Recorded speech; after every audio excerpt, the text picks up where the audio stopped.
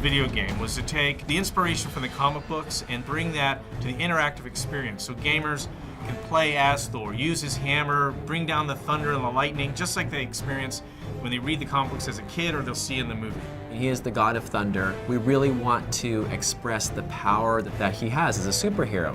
He's going against big demons and giant trolls scattered across the 9 worlds. The bosses of each of these worlds are these monstrous, titanic entities with all sorts of different powers capable of tremendous destruction. It's been great to take ideas and concepts, not just from the comics, but from Marvel themselves, building enemies that are worthy of Thor. The game is not a play the movie game. Our narrative is very different. We worked with Matt Fraction, who's one of the scribes for the Thor comic. When we first started talking about the music for Thor, GameOn pulled together all the different concept art, the videos from the game. What we actually wanted the music to do is play like a thread that is tying the game together from a dramatic point of view.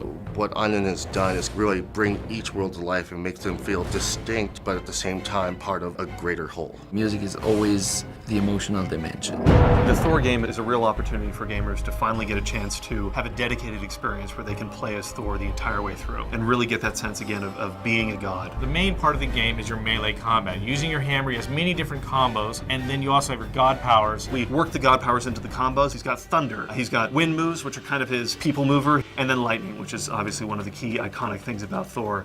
There's a grapple system. Thor literally climbs on top of his enemies in order to get the best vantage point to bring the hammer down. There's something just fun and visceral about playing with a character with a giant hammer, smiting people left and right. It's such a gratifying experience. You know, I think people are going to be really excited about being able to get their hands on it.